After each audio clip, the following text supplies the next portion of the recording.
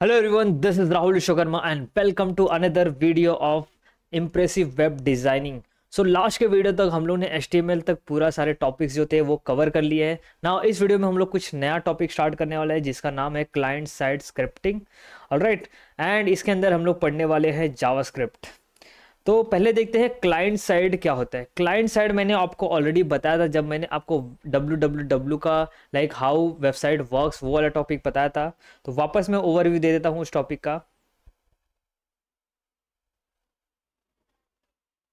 तो ये मैंने आपको पूरा डायग्राम के साथ बताया था कि कैसे पूरा एक वेबसाइट काम करता है जब आप किसी वेबसाइट को ब्राउज़र में सर्च करते हो. तो इसमें बताया था मैंने कि आपको एक क्लाइंट मशीन होता है. क्लाइंट मशीन मतलब जब आप वेब ब्राउज़र को ओपन करके किसी वेबसाइट को सर्च करते हो तो जिस कंप्यूटर में सर्च करते हो वो एक क्लाइंट मशीन बन जाता है. और उसके बाद जो वेबसाइट के कंटेंट होते हैं जैसे कि ऑडियो, वीडियो, टेक्स्ट, ये सारी फाइल्स जो वेबसाइट के सब कंटेंट होते हैं वो सेव होता है एक वेब सर्वर पे. तो जब आप किसी वेबसाइट को एक्सेस का रिक्वेस्ट करते हो तो वो जाके वेब सर्वर से उठा के लेके आता है और उसको आपके वेब ब्राउज़र में दिखाता है. तो ये होता है आपका क्लाइंट और ये हो जाता है आपका सर्वर. तो हम लोग पढ़ने वाले हैं क्लाइंट साइड स्क्रिप्टिंग, राइट. जैसे क्लाइंट साइड स्क्रिप्टिंग होता है वैसे ही सर्वर साइड स्क्रिप्टिंग भी होता है.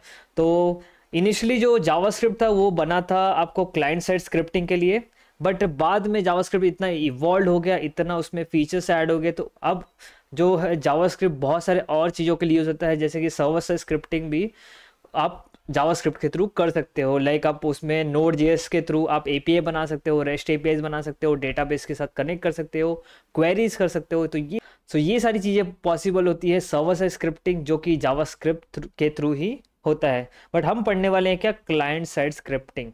ऑलराइट, तो आई होप आपको समझ में आ गया रहेगा क्लाइंट साइड क्या होता है. मतलब जो क्लाइंट मशीन होता है उसके साइड, इसलिए उसे बोलते हैं क्लाइंट साइड. और स्क्रिप्टिंग जब हम क्लाइंट मशीन में हम जावास्क्रिप्ट को कहाँ पे रन करेंगे, वेब ब्राउज़र में.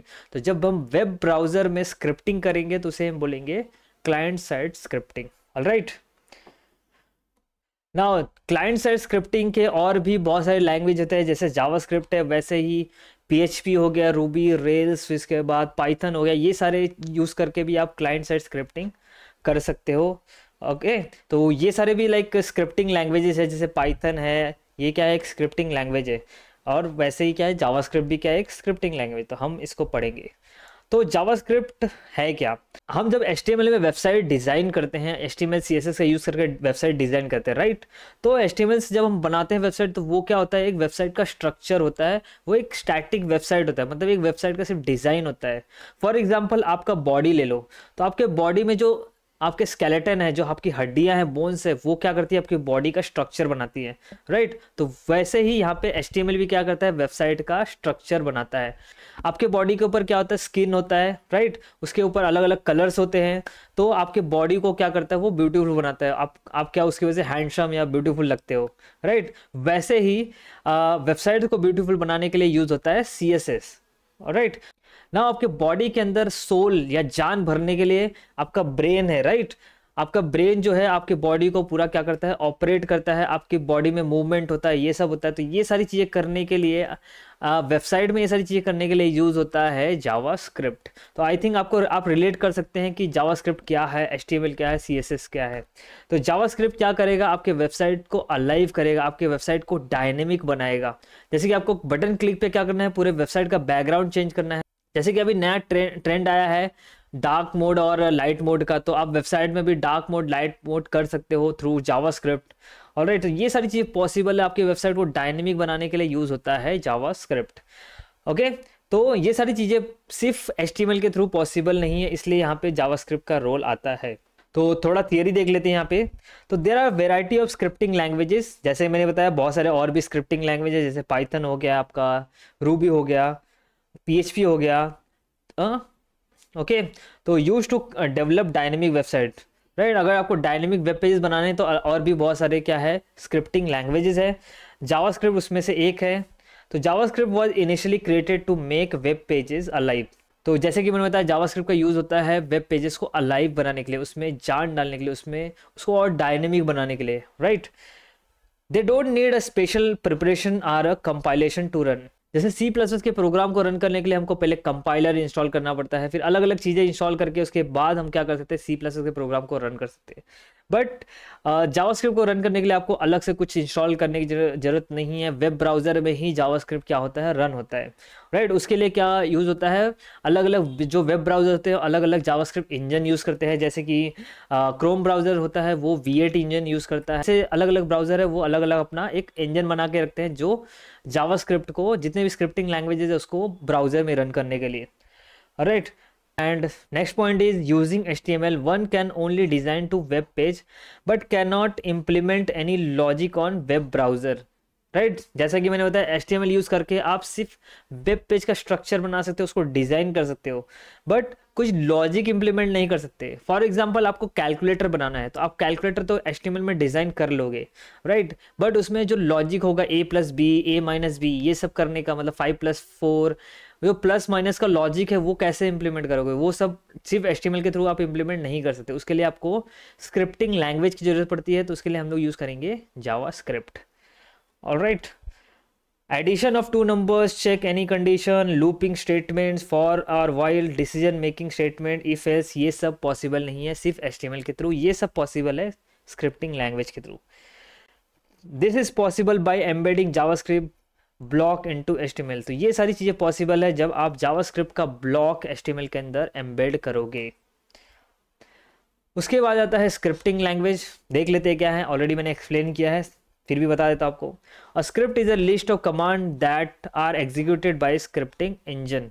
तो जैसे कि मैंने बताया कि स्क्रिप्टिंग मतलब क्या होता है, ये लिस्ट ऑफ इंस्ट्रक्शंस होते हैं, जैसे कि आपको a+b करना है, a-b करना है, ये सब क्या है, एक इंस्ट्रक्शन सेट है जिसको कौन एग्जीक्यूट करता है, स्क्रिप्टिंग इंजन। और ये सारे स्क्रिप्टिंग इंजन कहाँ पे यूज होते हैं, वेब ब्राउज़र के अंदर। जैसे कि मैंने बताया क्रोम यूज़ करता है आपका V8 इंजन, फिर इसके बाद आपका फायरफॉक्स यूज़ करता है स्पाइडर मॉन्की। ऐसे अलग अलग वेब ब्राउज़र्स जो हैं अलग अलग स्क्रिप्टिंग इंजन यूज़ करते हैं। Script are use to generate dynamic web pages on the web. Alright, ये आपको पता चल गया रहेगा।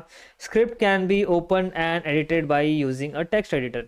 सो जैसे कि HTML के लिए हम लोग यूज़ कर रहे थे नोटपैड टेक्स्ट एडिटर, उसके बाद हम लोगों ने स्विच किया था VS कोड में, राइट। वैसे ही हम लोग क्या करेंगे, जो जावास्क्रिप्ट है उसको, उसके लिए भी हम लोग नोटपैड या फिर VS कोड यूज़ कर सकते हैं। ऑलराइट, तो हम लोग VS कोड यूज़ करेंगे, आप चाहिए तो नोटपैड भी यूज़ कर सकते हो, दोनों ही आपके पास ऑप्शन है। उसके बाद insertion of JavaScript in HTML। Now यहाँ पे कुछ इंटरेस्टिंग स्टार्ट करते हैं अभी। तो जावास्क्रिप्ट हम लोग कहाँ पे लिखेंगे, HTML के अंदर। तो जावास्क्रिप्ट को आपको अगर HTML के अंदर लिखना है तो आप दो जगह पे लिख सकते हो, एक तो बॉडी टैग के अंदर और दूसरा आप हेड टैग के अंदर लिख सकते हो। अब जावास्क्रिप्ट लिखेंगे कैसे, तो जावास्क्रिप्ट लिखने के लिए आपको यूज़ करना पड़ेगा स्क्रिप्ट टैग का, ठीक है। तो जावास्क्रिप्ट लिखने के लिए आपको यूज़ करना पड़ेगा स्क्रिप्ट टैग। और ये स्क्रिप्ट टैग क्या है, एक कंटेनर टैग है। तो कंटेनर टैग क्या होता है, अगर ओपन होता है तो क्लोज भी होता है। ऑलराइट, मैं जाता हूँ VS कोड में और ये कोड वहाँ पे लिख के दिखाता हूँ। तो हम VS कोड में आ चुके हैं और मैं क्या करता हूँ, एक HTML की फाइल बना देता हूँ जिसका नाम ले देता हूँ JavaScript and demo.html। Alright, file बन चुकी है। अब हम क्या करेंगे, अपना HTML का कोड जनरेट कर लेंगे बेसिक वाला, और मेटा टैग में निकाल देता हूँ सो दैट आप कंफ्यूज ना हो जाओ। और फिर उसके बाद हम लिखेंगे script tag to write JavaScript. Right, तो इसके अंदर हम लोग क्या कर सकते हैं, जावास्क्रिप्ट लिख सकते हैं। तो मैं आपको एक डेमो दिखाता हूँ, अगर आपको जावास्क्रिप्ट के थ्रू कुछ भी वेब पेज के ऊपर प्रिंट करना है तो कैसे करोगे। तो मैं अपना लाइव प्रीव्यू ओपन कर लेता हूँ। Okay, this is not live preview, ये है हमारा लाइव प्रीव्यू। एंड थोड़ा मैं इसको बड़ा कर लेता हूँ और इसको थोड़ा छोटा कर लेता हूँ, ठीक है। अब मैंने यहाँ पे HTML के अंदर स्क्रिप्ट टैग लिख लिया है और हम रेडी हैं जावास्क्रिप्ट की कोडिंग करने के लिए। यहाँ पे अगर आपको यहाँ पे अब देखो पूरा ब्लैंक एक कैनवस है, पूरा ब्लैंक पेज है। अब मैं इसमें जावास्क्रिप्ट के थ्रू एक टेक्स्ट इंसर्ट करके दिखाऊंगा। तो यहाँ पे एक आता है डॉक्यूमेंट डॉट राइट, ये फंक्शन होता है राइट फंक्शन। इसके अंदर हम लोग अगर कोई टेक्स्ट लिखते हैं, सपोज करो मैं लिखता हूँ hello Java script.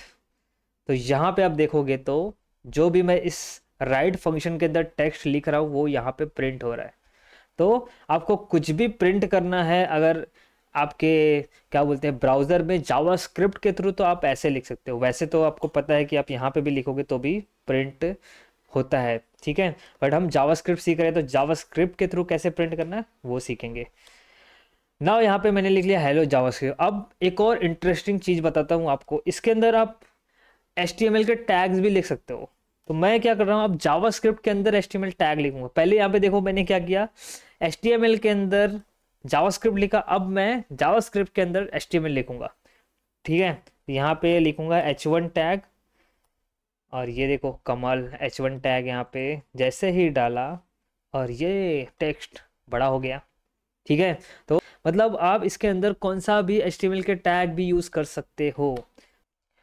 Alright, I hope आपको समझ में आ गया रहेगा अभी डॉक्यूमेंट डॉट राइट क्या करता है। अगर आपको कुछ भी यहाँ पे प्रिंट करना है जावास्क्रिप्ट के थ्रू तो आप उसको इसके अंदर लिखोगे। नाउ अब मैंने बताया था कि आप इसको बॉडी के अंदर भी लिख सकते हो स्क्रिप्ट टैग को, या फिर हेड के अंदर भी लिख सकते हो।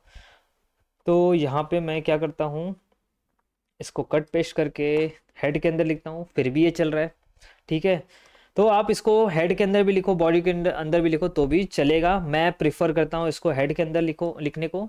मोस्टली लोग, मैंने देखा है कि लोग प्रिफर करते हैं उसको हेड के अंदर लिखने का, और इसका ऐसा पर्टिकुलर कोई रीज़न नहीं है, ये आपके ऊपर है, आप इसके अंदर लिख सकते हो।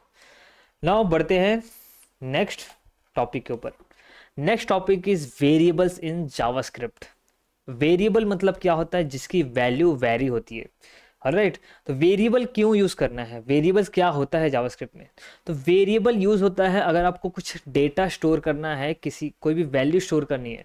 तो जैसे कि मैंने बोला कि हम अगर एक कैलकुलेटर बना रहे हैं तो कैलकुलेटर बनाने के लिए हम क्या करेंगे, उसमें कुछ वैल्यू एंटर करेंगे। सपोज मुझे एडिशन करना है, तो एडिशन करना है तो मैं ऐसा लिखूंगा 5 + 3, राइट। बट ये 5 क्या है, एक वैल्यू है, 3 भी एक वैल्यू है, एक न्यूमेरिक वैल्यू है सारी।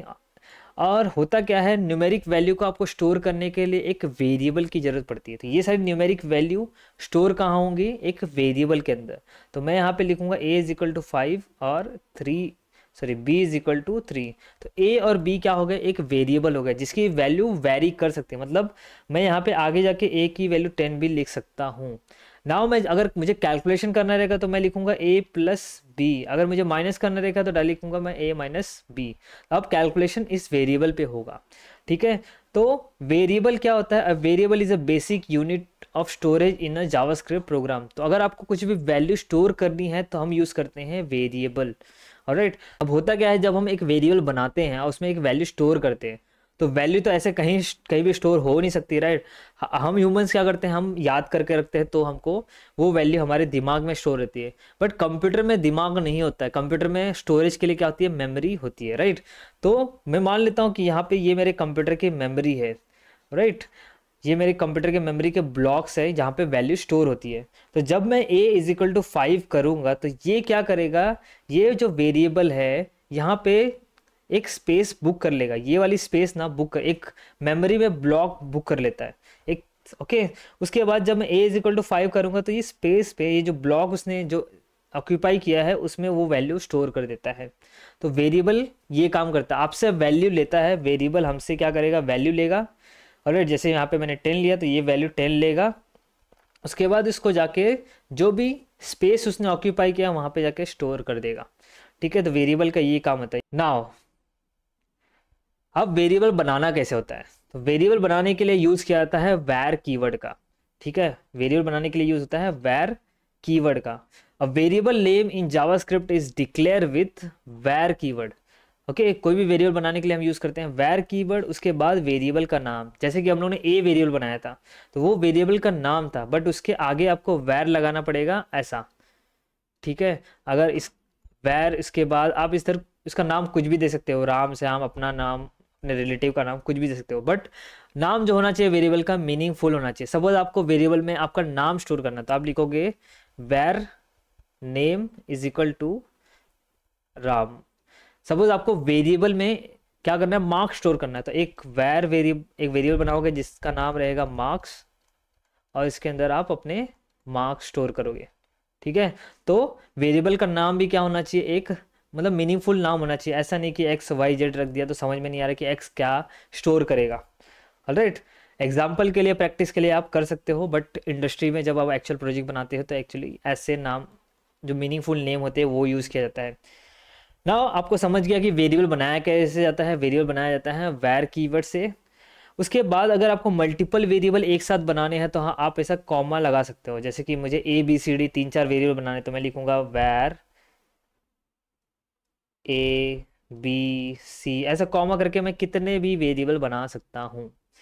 ऑलराइट, तो एग्जांपल यहाँ पे देखोगे तो वेरिएबल कैसे बनाया, वैर ए कॉमा सेपरेटेड, आप यहाँ पे 3 वेरिएबल एक साथ बनाया है। उसके बाद यहाँ पे कुछ तो नया किया है। क्या किया गया है यहाँ पे, वैर जेड इज इक्वल टू 40। तो यहाँ पे जो हम लोग वेरिएबल बना रहे थे उसको बोलते हैं वेरिएबल डिक्लेरेशन। ऑलराइट, जब हम कोई वेरिएबल ऐसा बनाते हैं सिर्फ, उसे बोलते हैं वेरिएबल डिक्लेरेशन। और बनाने के बाद उसमें वैल्यू भी असाइन कर देते हैं ना। यहाँ पे क्या किया, इक्वल टू 40, मतलब जेड में 40 की वैल्यू असाइन कर दिए, तो उसे बोलते हैं वैल्यू का इनिशलाइजेशन। मतलब अगर सपोज यहाँ पे मैं वेरिएबल बनाता हूँ ए इज इक्वल टू, यहाँ पे लिख देता हूँ 100, तो यहाँ पे मैंने वेरिएबल को डिक्लेयर भी कर दिया और इनिशियलाइज भी कर दिया, मतलब उसमें वैल्यू भी असाइन कर दी। ठीक है, तो यहाँ पे यही चीज़ है। तो बढ़ते हैं नेक्स्ट टॉपिक की तरफ, rules to declare variable. Okay, इस पे बाद में आते हैं। पहले मैं आपको थोड़ा वेरिएबल का प्रोग्राम बता देता हूँ कि कैसे वेरिएबल बनाए जाते हैं एक्चुअली में प्रोग्राम के थ्रू। तो यहाँ पे लिखते हैं वैर, एक वेरिएबल बना देता हूँ ए और इसकी वैल्यू मैं देता हूँ 10। दैट्स इट, वेरिएबल बन गया। अब मैं यहाँ पे देखोगे तो सेमी कोलन दिया, इसको सेमी कोलन बोलते हैं। सेमी कोलन मतलब आपका ये जो लाइन है, ये मतलब इस लाइन का काम हो चुका है, आपने लिख दिया है, तो आपका ये स्टेटमेंट एंड हो चुका है। मतलब अब इसके आगे कुछ भी नहीं लिखने वाले, तो इसके आगे ये, इसके आगे सेमी कोलन लगा देते हैं। तो ये एक्चुअली मैंडेटरी नहीं है, कंपलसरी नहीं है कि आपको सेमी कोलन लगाना ही है। और नहीं लगाओ तो भी चलेगा जावास्क्रिप्ट में, बट बाकी जो प्रोग्रामिंग लैंग्वेजेस C++ और जावा, ये सब में आपको ये सब मैंडेटरी होता है, बट जावास्क्रिप्ट में मैंडेटरी नहीं है। फिर भी मैं बोलूँगा कि आप लगाओ, आपके प्रैक्टिस के लिए बेटर होगा। तो यहाँ पे वैर ए इज इक्वल टू 10 लिया। अब मैं क्या करूँगा, इस वेरिएबल को प्रिंट करूँगा। तो प्रिंट करने के लिए हम क्या यूज़ करते हैं, डॉक्यूमेंट डॉट राइट। तो यहाँ पे मैं लिख दूंगा value of A is equal to, अब यहाँ पे मुझे ए वेरिएबल यूज़ करना है, तो वेरिएबल यूज़ करने के मैं यहाँ पे लिखूँगा प्लस ए, दैट्स इट। ठीक है, प्लस ए मतलब यहाँ पे क्या करेगा, इसको कॉन्कैट करेगा, मतलब इस, ये स्ट्रिंग है, एक स्ट्रिंग के साथ एक वेरिएबल को अटैच करेगा। और ए की वैल्यू कितनी है, 10 है। तो यहाँ पे दिखा देखोगे तो क्या लिखा है, value of A is equal to कितना आ गया, 10, जो कि वेरिएबल की वैल्यू है। यहाँ पे value of A is equal to A नहीं लिखा है, राइट। यहाँ पे वैल्यू ऑफ ए कितना है, 10 है। और एक काम करता हूँ, एक और वेरिएबल बनाता हूँ जिसका नाम देता हूँ बी इज इक्वल टू, यहाँ पे लिख देते हैं 20। और मैं एक और वेरिएबल बना लेता हूँ जिसमें क्या करूँगा, मैं जेड ए और बी की वैल्यू प्लस कर देता हूँ। तो अब देखो ए की वैल्यू 10 है, बी की वैल्यू कितनी है, 20 है। तो जेड में क्या आ जाएगा, ए की वैल्यू कितनी रहेगी, ए की वैल्यू आपकी है हो गई यहाँ पे 10। और सॉरी, यहाँ पे ऐसा लिख देते हैं, जेड इज इक्वल टू ए की वैल्यू मैं लिख देता हूँ 10, और यहाँ पे प्लस बी की वैल्यू हो जाएगी 20। तो इसका आंसर कितना आने वाला है, तो जेड इज इक्वल टू आएगा, हम लोग एक्सपेक्ट कर रहे हैं 30। तो यहाँ पे क्या आना चाहिए, जेड की वैल्यू 30। तो मैं एक काम करता हूँ, यहाँ पे प्रिंट कर लेते हैं, value of Z is equal to कितना आएगा, तो यहाँ पे हम लिख देते हैं जेड। तो यहाँ पे क्या किया मैंने, इसको दूसरे लाइन में कॉपी कर लिया, और वैल्यू ऑफ यहाँ पे जेड इज इक्वल टू, और यहाँ पे वेरिएबल जेड की वैल्यू चेक करते हैं। तो वैल्यू ऑफ जेड कितना आया, 30 आया। तो हम लोग ने क्या किया है, राइट कैलकुलेशन किया है। ऑल राइट, और यहाँ पे भी आप सेमी कोलन लगा सकते हो, क्योंकि ये भी क्या है, एंड ऑफ स्टेटमेंट है ना। अभी यहाँ पे आप देखोगे तो ये दोनों एक ही लाइन में आ रहे हैं, राइट। तो मुझे सेपरेट लाइन में चाहिए, तो सेपरेट लाइन में लाने के लिए हमको क्या यूज़ करना पड़ता है, बी आर। तो बी आर टैग क्या करता है, लाइन ब्रेक का काम करता है। तो यहाँ पे लिख दूंगा मैं बी आर। तो दोनों सेपरेट लाइन में आ चुके हैं। ऑलराइट, तो आई होप आपको वेरिएबल समझ में आ गया रहेगा। बढ़ते हैं नेक्स्ट टॉपिक की तरफ, रूल्स टू डिक्लेयर वेरिएबल्स। तो वेरिएबल को डिक्लेयर करने का रूल्स होते हैं जो हमको फॉलो करना पड़ेगा। ऑलराइट, अदरवाइज वेरिएबल क्या होंगे, इनवैलिड हो जाएंगे। तो जैसे कि किसी का नाम अगर रखना होता है तो कुछ रूल होता है, राइट। आप किसी का ऐसा किसी इंसान का नाम जानवर के नाम से नहीं रख सकते हो। राइट, वो कुछ अलग ही होता है। तो वैसे ही वेरिएबल को भी नाम रखने के लिए कुछ रूल्स होते हैं। Okay, they must be start with an alphabet. जो वेरिएबल होना चाहिए स्टार्ट होना चाहिए अल्फ़ाबेट से, मतलब ए बी या सी या डी से होना चाहिए। Upper case and lower case are distinct, this means that variable sum is not same as sum. Okay, अगर आप एक वेरिएबल बना रहे हो, मतलब ये केस सेंसिटिव होता है। अगर एक वेरिएबल आपने बनाया सम नाम से और इसमें लिया 10, और दूसरा एक वेरिएबल बनाया उस, और ये क्या है स्मॉल केस में था, और ये क्या है अपर केस में बनाया और इसमें 20 लिया, तो ये दोनों एक डिफरेंट वेरिएबल होंगे, ना कि एक ही वेरिएबल। ठीक है, this means that variable sum is not same as sum. समझे? तो मतलब केस सेंसिटिव होता है। अगर आप लोअर केस में बना रहे हो तो अलग वेरिएबल बनेगा, अब आप सेम नाम से अपर केस में वेरिएबल बनाओगे तो वो दोनों अलग अलग वेरिएबल रहेंगे। It should not contain blank spaces, spaces symbol except underscore. Okay, variable के अंदर क्या नहीं होना चाहिए, ब्लैंक स्पेस नहीं होना चाहिए। मतलब अगर आप एक वेरिएबल बना रहे हो जिसमें लिखोगे नेम, या फिर ऐसा लिख एक मिनट, या फिर एक वेरिएबल बना रहे सपोज करो माई, और इसमें स्पेस दे के लिख रहे हो नेम, ठीक है, तो ये रॉन्ग हो जाएगा। यहाँ पे स्पेसेस अलाउड नहीं है, ब्लैंक स्पेस या स्पेशल सिंबल। स्पेशल सिंबल मतलब यहाँ पे ऐसा स्टार या फिर मतलब एम्परसेंड, ये सब कुछ अलाउड नहीं है, ये सब यूज़ नहीं कर सकते आप। ठीक है, सिर्फ आप क्या यूज़ कर सकते हो यहाँ पे अंडरस्कोर ऐसा यूज़ कर सकते हो। ऑलराइट, प्लस माइनस ये सब भी यूज़ नहीं कर सकते आप। तो next point is standard keywords are not allowed as variable name, for example document और वाइल। मतलब कुछ ऐसे वर्ड्स है जो जावास्क्रिप्ट ने ऑलरेडी यूज़ कर लिया, जैसे कि वैर, वैर यूज़ किया जाता है वेरिएबल बनाने के लिए, तो इस नाम से वापस आप वेरिएबल नहीं बना सकते। जैसे कि डॉक्यूमेंट, अभी मैंने बताया था डॉक्यूमेंट, जैसे यहाँ पे हमारे प्रोग्राम में था डॉक्यूमेंट, राइट, ये सब वर्ड जो है आप यूज़ नहीं कर सकते वेरिएबल का नाम रखने के लिए। ठीक है, क्योंकि जावास्क्रिप्ट ने ऑलरेडी ये सारे वर्ड्स यूज़ कर लिए। तो standard keywords are not allowed as the variable name.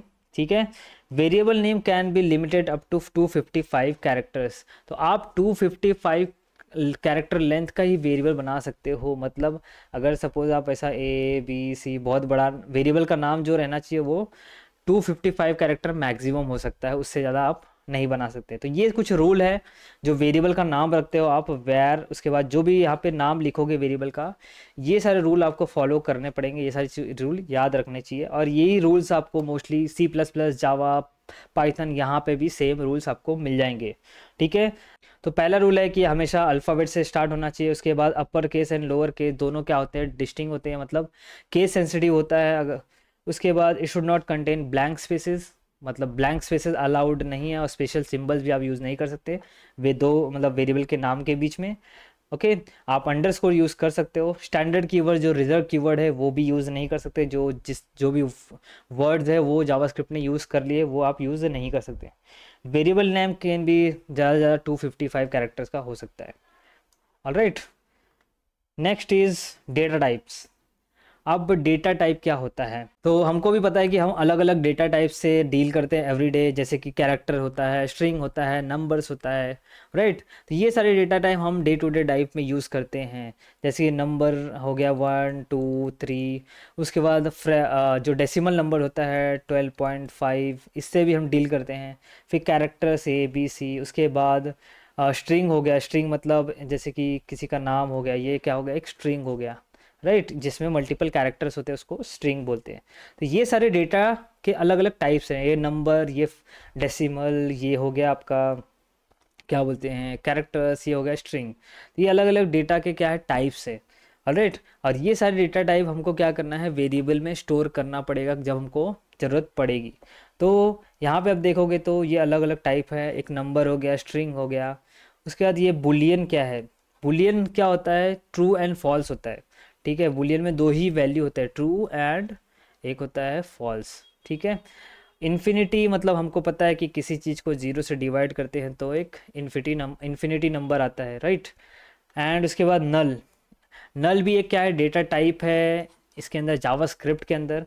तो नल क्या करता है, सपोज आपको पता नहीं है कि एक वेरिएबल है जिसकी वैल्यू आपको पता नहीं है क्या है, तो यहाँ पे आप लिख दोगे नल। नल मतलब एम्प्टी, या उसकी वैल्यू नहीं पता है, बाद में पता होगी, तो उसके लिए आप इसकी वैल्यू नल लिख सकते हो। नल मतलब कुछ नहीं होता है, एम्प्टी होता है, राइट। अगर आपको वैल्यू डिसाइडेड नहीं है तो आप ऐसे ही इज इक्वल टू नल लिख सकते हो। उसके बाद आता है अनडिफाइंड। अनडिफाइंड मतलब होता है कि अगर आपने सपोज ये वेरिएबल बनाया, उसके बाद इसमें कुछ वैल्यू नहीं डाली और इसको डायरेक्टली यूज़ करोगे तो इसका वैल्यू क्या आएगा, अनडिफाइंड। तो एक एक करके हम लोग देखते हैं सारी चीज़ें। तो नंबर टाइप देख लेते हैं कि नंबर टाइप वेरिएबल कैसे बनाए देते हैं। तो यहाँ पे आप देखोगे तो हम लोगों ने ऑलरेडी एग्जांपल देख लिया कि नंबर टाइप वेरिएबल कैसे बनाते हैं। यहाँ पे a is equal to 10, b is equal to 20, these are the numbers, right. तो सिंपल।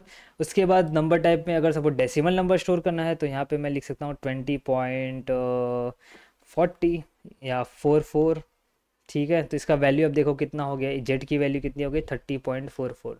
तो डेसिमल नंबर भी आप स्टोर कर सकते हो। और राइट, इसके बाद और नंबर टाइप में क्या हो सकता है, नंबर टाइप डेसिमल नंबर को हम बोलते हैं फ्लोटिंग पॉइंट। प्रोग्रामिंग में डेसिमल नंबर को फ्लोटिंग पॉइंट बोलते हैं, याद रखना। उसके बाद यहाँ पे नेक्स्ट है स्ट्रिंग टाइप। स्ट्रिंग टाइप में सपोज मैं एक वेरिएबल बना लेता हूँ वैर, और इसका वेरिएबल का नाम लिखता हूँ नेम, और इसमें मैं मेरा नाम स्टोर कर लेता हूँ या फिर मेरे चैनल का नाम लिख देता हूँ कोड का डोस, राइट। और मैं इसको प्रिंट कर लेता हूँ, यहाँ पे लिख देते हैं नेम। तो यहाँ पे देखोगे तो मैंने एक वेरिएबल बनाया जिसका नाम लिखा है नेम, राइट। उसके बाद यहाँ पे value of name is equal to क्या आया, कोड का डोज। तो ये देखोगे तो स्ट्रिंग है। स्ट्रिंग मतलब क्या होता है, जिसमें मल्टीपल कैरेक्टर्स होते हैं, राइट। जैसे सेंटेंस हो गया, वर्ड हो गया, ये सब क्या स्ट्रिंग है। Next type is infinity. Infinity मतलब क्या हो गया, किसी भी वैल्यू को आप डिवाइड करोगे, सपोज करो वैर, यहाँ पे मैं एक वेरिएबल ले लेता हूँ वाई इज इक्वल टू यहाँ पे 3 डिवाइड बाई ज़ीरो कर लेता हूँ। किसी वेरिएबल को, किसी वैल्यू को जीरो से डिवाइड करोगे तो क्या आता है, इन्फिनिटी वैल्यू आती है। तो इसको भी प्रिंट कर लेते हैं। तो यहाँ पे y की वैल्यू क्या आ जाएगी, यहाँ पे लिख देते हैं y, और देखते हैं इसकी वैल्यू कितनी है। देखोगे तो इन्फिनिटी बता रहा है, क्योंकि anything divided by zero is infinity. Alright, next is null. तो नल किस केस में देते हैं, जैसे कि मैंने बताया कि अगर आपको वैल्यू पता नहीं है, तो आपको पता नहीं कुछ क्या स्टोर करना है, तो यहाँ पे आप डायरेक्टली इसको दे सकते हो नल। तो नल भी एक क्या है, डेटा टाइप है। एंड इसको भी मैं क्या करता हूँ, प्रिंट कर लेता हूँ। यहाँ पे लिखते हैं x, और यहाँ पे लिख देता हूँ x। तो यहाँ पे देखोगे तो value of x is equal to null. Next is very important, undefined. Undefined मतलब अगर सपोज एक वेरिएबल बना रहा हूँ मैं वैर, और इसकी वैल्यू मैं इसको जे देते हैं, और इसको मैं कुछ असाइन नहीं कर रहा हूँ, ठीक है। इसमें मैंने कुछ भी इनिशियलाइज नहीं किया, कुछ भी वैल्यू नहीं डाला, और देखते हैं इसकी वैल्यू कितनी आती है। Check this, undefined. अनडिफाइंड मतलब आपने इसमें कुछ भी वैल्यू असाइन नहीं किया है, ठीक है। तो ये सारे इसके डेटा टाइप से, नंबर देख लिया, डेसिमल नंबर भी देख लिया, स्ट्रिंग देख लिया, इन्फिनिटी देख लिया, नल देख लिया, अनडिफाइंड देख लिया। और ये सारी चीज़ें आप जब कैलकुलेशन करोगे, डेटा के साथ वर्क करोगे, तो आपको ये सारी चीज़ें स्टोर करने की ज़रूरत पड़ती है, जो आप स्टोर करोगे कहाँ पे, वेरिएबल्स पे। ऑलराइट, तो आई होप ये आपको समझ में आ गया रहेगा कि वेरिएबल्स क्या होते हैं, उनके डेटा टाइप्स क्या होते हैं। डेटा टाइप्स मतलब अलग अलग डेटा जो होते हैं उनके टाइप्स होते हैं, number, string, Boolean. Okay, Boolean नहीं दिखाया मैंने आपको, बुलियन भी देख लेते हैं। तो बुलियन जो होता है हमेशा क्या होता है, ट्रू एंड फॉल्स होता है, राइट। दो में से कोई एक ही चीज़ हो सकता है बुलियन में। तो मैं एक वेरिएबल बना लेता हूँ जिसका नाम देता हूँ सपोज सी दे देता हूँ, और इसमें मैं स्टोर कर लेता हूँ ट्रू, ठीक है। तो यहाँ पे आप देखोगे तो ट्रू के आगे मैंने ऐसा कोट्स नहीं लगाया। हमेशा याद रखना, आप जब स्ट्रिंग वैल्यू सेव करें तो हमेशा ये कोट्स लगाने पड़ते हैं। डबल कोट्स लगा सकते हो, या फिर आप इसको सिंगल कोट्स लगा सकते हो, ठीक है। डबल कोट्स भी चल जाता है, सिंगल कोट्स भी चल जाता है। तो अगर आप कोई भी स्ट्रिंग वैल्यू बना रहे हो तो याद रखना हमेशा कोट्स के अंदर उसको ऐसा रैप करना पड़ता है। आप बोलोगे कि ये ट्रू जो है ये भी क्या एक स्ट्रिंग है, इसको भी कोट्स के अंदर रैप करना चाहिए। जी नहीं, ये स्ट्रिंग नहीं है, एक बुलियन वैल्यू है, ऑलराइट। तो अगर आप इसको ऐसा कोट्स के अंदर डालोगे तो ये स्ट्रिंग हो जाएगा, बट इसको, ये क्या है, एक बुलियन वैल्यू, इसलिए मैंने यहाँ पे कुछ भी कोट्स में नहीं डालता। यहाँ पे आप ट्रू या फॉल्स दोनों में से कुछ भी ले सकते हो। तो मैं यहाँ पे सी की वैल्यू भी डिस्प्ले कर देता हूँ, यहाँ पे आप देखोगे तो सी की वैल्यू कितनी आ रही है, ट्रू आ रही है। ऑलराइट, तो ये हो गए आपके डेटा टाइप्स। उसके बाद हम पढ़ेंगे ऑपरेटर्स, तो ये पढ़ेंगे नेक्स्ट लेक्चर पे। तो ऑपरेटर्स हम लोगों ने ऑलरेडी देखा, यहाँ पे प्लस ऑपरेटर ऑलरेडी देखा था, बाकी ऑपरेटर भी देखेंगे। तो बहुत सारे ऑपरेटर होते हैं, arithmetic, assignment, relational, logical, increment, decrement, और भी बहुत होते हैं, बिट वाइज एंड ऑल। वो सब आपके सिलेबस में नहीं है तो नहीं पढ़ेंगे, अब आगे जब जाओगे तो वो सारी चीज़ें आप पढ़ोगे।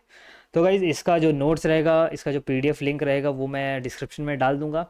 एंड अगर आपको वीडियो अच्छा लगा तो प्लीज़ लाइक कर देना। एंड आपने अभी तक मेरे चैनल को अगर सब्सक्राइब नहीं किया तो प्लीज़ सब्सक्राइब भी कर देना। इससे मुझे मोटिवेशन मिलता है आपके लिए और भी अच्छे और अमेजिंग वीडियो बनाने के लिए।